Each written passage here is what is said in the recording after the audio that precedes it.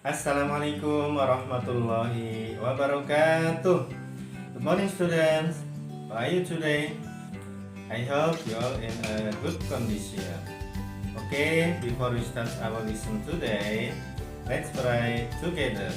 Bismillahirrahmanirrahim. Rabbi zidni ilma warzuqni fahma. Amin. Oke teman-teman, hari ini kita akan belajar tema 8, subtema 2 dan subtema 3 muatan pelajaran IPS tentang jenis-jenis kegiatan usaha dan kegiatan ekonomi. Setelah pelajaran ini selesai, Pak Guru harap kalian bisa mengetahui jenis-jenis usaha perseorangan dan mengetahui jenis-jenis kegiatan ekonomi. Mengenal jenis-jenis usaha perseorangan. Usaha ekonomi yang dikelola perseorangan biasanya memiliki modal yang terbatas, sehingga jenis barang yang dihasilkan pun juga terbatas. Akan tetapi, keuntungan yang diperoleh dari usaha tersebut dapat dinikmati sendiri oleh pemilik. Meskipun memiliki modal yang terbatas, usaha perseorangan dapat dikembangkan sesuai dengan keinginan pemiliknya.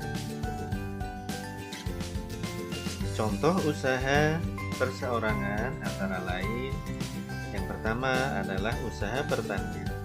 Sebagian besar petani memiliki lahan dan modal yang terbatas, sehingga usahanya hanya menghasilkan satu jenis hasil tanaman saja. Misalnya petani jagung. Saat musim panen tiba, petani dapat menikmati keuntungan hasil panen tersebut sendiri. Yang kedua adalah usaha perdagangan. Usaha perdagangan perseorangan biasanya membeli barang dalam skala yang sedang untuk dijual kembali kepada konsumen. Contoh usaha ini adalah warung. Yang ketiga adalah usaha jasa. Usaha jasa yang dikelola perseorangan biasanya berskala sedang dan berskala kecil. Usaha jasa hanya dikelola oleh pemilik dan biasanya memiliki sedikit pegawai.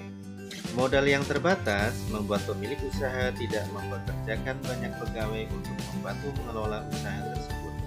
Contoh usaha jasa perseorangan adalah bengkel dan salon. Yang keempat adalah industri perseorangan. Biasanya dikelola secara sederhana di rumah. Pegawai yang dipekerjakan adalah masyarakat sekitar. Barang yang dihasilkan pun biasanya terbatas pada satu jenis barang, misalnya industri anyaman. Yang berikutnya adalah jenis-jenis usaha kelompok. Selain usaha yang dikelola perseorangan, ada juga usaha yang dikelola secara kelompok atau bersama. Beberapa contoh usaha kelompok adalah sebagai berikut. Yang pertama adalah badan usaha milik negara atau BUMN. Adalah usaha ekonomi yang sebagian besar modalnya berasal dari negara. Tujuan pendirian BUMN ini adalah untuk melindungi kepentingan rakyat, yaitu pemenuhan kebutuhan dan meningkatkan kesejahteraan. Contohnya adalah Badan Usaha Penyedia Fasilitas Umum. Yang kedua adalah firma. Firma adalah usaha ekonomi yang didirikan oleh dua orang atau lebih yang sudah saling mengenal. Perkembangan sebuah firma merupakan tanggung jawab para anggotanya. Contohnya adalah firma hukum. Yang ketiga adalah persekutuan komanditer atau CV. Dikelola oleh beberapa orang yang terdiri dari anggota aktif dan anggota pasif. Anggota aktif merupakan pemilik modal sekaligus bertugas menjalankan usahanya. Sedangkan anggota pasif hanya menanamkan modal. Yang keempat adalah perseroan terbatas atau PT. Adalah usaha yang didirikan dan dikelola oleh dua orang atau lebih. PT memperoleh modal dari penjualan saham yang dilakukan oleh pemilik PT. Banyaknya saham memengaruhi keuntungan yang diperoleh untuk pemilik saham. Semakin banyak saham yang dimiliki, maka keuntungan yang ia peroleh akan semakin besar. Contohnya adalah penerbit Erlangga Mahamir. Yang kelima adalah koperasi. Koperasi adalah usaha kelompok yang dikelola atas asas kekeluargaan. Modal sebuah koperasi berawal dari simpanan pokok dan simpanan wajib para anggotanya, serta pinjaman dari anggota maupun bank. Tujuan pendirian usaha koperasi adalah meningkatkan kesejahteraan anggota serta turut membangun perekonomian nasional dalam rangka mewujudkan masyarakat yang adil, maju, dan makmur. Koperasi menjual berbagai macam kebutuhan sehari-hari seperti koperasi sekolah yang menjual perlengkapan sekolah atau koperasi unit desa yang menyediakan bahan-bahan pertanian. Pengaruh kegiatan ekonomi terhadap kesejahteraan masyarakat. Masyarakat Indonesia melakukan beragam kegiatan ekonomi untuk memenuhi kebutuhannya. Setiap kegiatan ekonomi memiliki pengaruh terhadap kesejahteraan masyarakat. Kegiatan ekonomi tersebut antara lain sebagai berikut. Yang pertama adalah produksi. Adalah kegiatan pengolahan bahan mentah menjadi bahan setengah jadi atau barang jadi. Orang yang melakukan kegiatan produksi disebut produsen. Kegiatan produksi tentunya membutuhkan pekerja untuk mengolah bahan mentah menjadi bahan setengah jadi atau barang jadi. Oleh karena itu, para produsen membutuhkan pekerja sehingga membuka lapangan pekerjaan.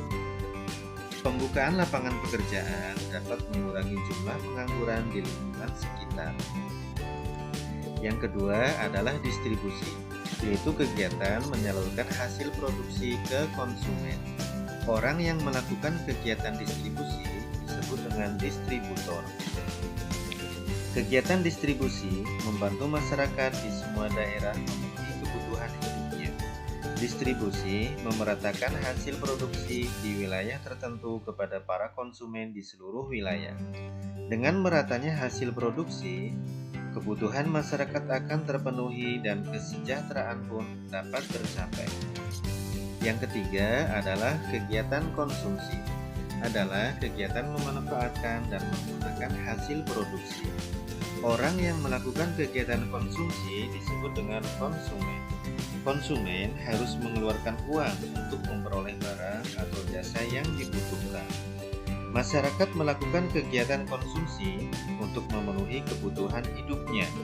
Jika kebutuhan sudah terpenuhi, masyarakat pun dapat dikatakan sudah meraih kesejahteraan. Manfaat dari suatu kegiatan ekonomi.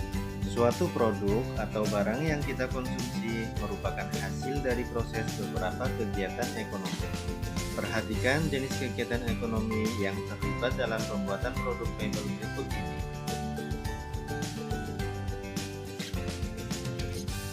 Dari ketiga gambar pada slide sebelumnya, kita dapat melihat beragam jenis kegiatan ekonomi yang terlibat sehingga sebuah kursi dapat dimanfaatkan oleh konsumen. Peranan setiap kegiatan ekonomi tersebut dapat dijelaskan sebagai berikut. Pada proses awal, industri kayu memiliki peran sebagai penyedia bahan baku berupa kayu yang diperoleh dari hasil hutan. Kemudian, kayu tersebut diolah oleh perajin kayu sehingga menjadi bahan jadi yang dapat dimanfaatkan oleh konsumen. Selanjutnya, kursi kayu dari perajin pun disalurkan oleh penjual mebel.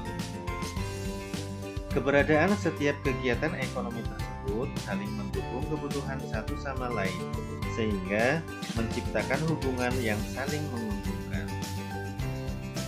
Nah, teman-teman, untuk tugas kalian kali ini adalah mengerjakan KI 3 di buku Bupena halaman 59. Dan untuk tugas KI 4-nya, kalian menuliskan contoh usaha perseorangan lain yang sudah disebutkan dalam video dan buku tema. Kalian bisa mencari di berbagai sumber seperti internet, koran, dan sebagainya. Oke teman-teman, demikian tadi pembelajaran kita untuk hari ini. Mudah-mudahan kalian bisa memahaminya dengan baik. Jangan lupa untuk mengumpulkan tugas tepat waktu dan tetap menjaga kesehatan. Oke, now let's close our lesson today by reciting hamdalah together. Alhamdulillahirabbil alamin. Subhanakallahumma wa bihamdika asyhadu an la ilaha illa anta astaghfiruka wa atubu ilaik. Assalamualaikum warahmatullahi wabarakatuh.